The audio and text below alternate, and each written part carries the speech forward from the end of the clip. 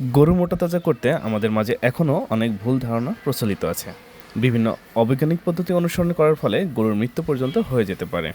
তাই গরু মোটা তাজা করার সঠিক সময় ও পদ্ধতি অনুসরণ করতে হবে। সঠিক পদ্ধতি অবলম্বনের ক্ষেত্রে গরু নির্বাচন একটি অতি গুরুত্বপূর্ণ একটি বিষয়। আর গরু নির্বাচনের ক্ষেত্রে দেখতে হবে 1.5 থেকে 2 বছরের সংকর জাতের গরু নির্বাচন করলে সবথেকে ভালো হবে। আর এরপরে আসে গরুর বাসস্থান।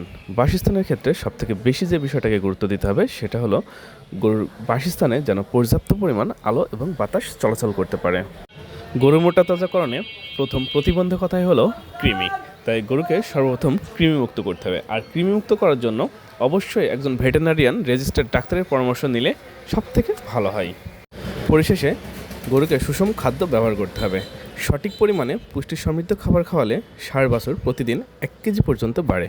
100 থেকে 50 কেজি ওজনের একটি ষাঁড় বাছুরকে প্রতিদিন ইউরিয়া প্রক্রিয়াজাতকরণ খড় 30 থেকে 4 কেজি, সবুজ কাঁচা ঘাস 10 থেকে 12 কেজি, চালের কুড়া 1 কেজি, গমের ভুসি 1.5 কেজি, তিলের খোল 400 গ্রাম, হাড়ের গুঁড়া বা ডিসিপি পাউডার 50 গ্রাম, লবণ 50 গ্রাম, ঝোল গুঁড়ো আমরা যাকে চিটা গুড় হিসাবে চিনি 250 গ্রাম খাওয়াতে হবে এবং পানি পর্যাপ্ত পরিমাণ খাওয়াতে হবে।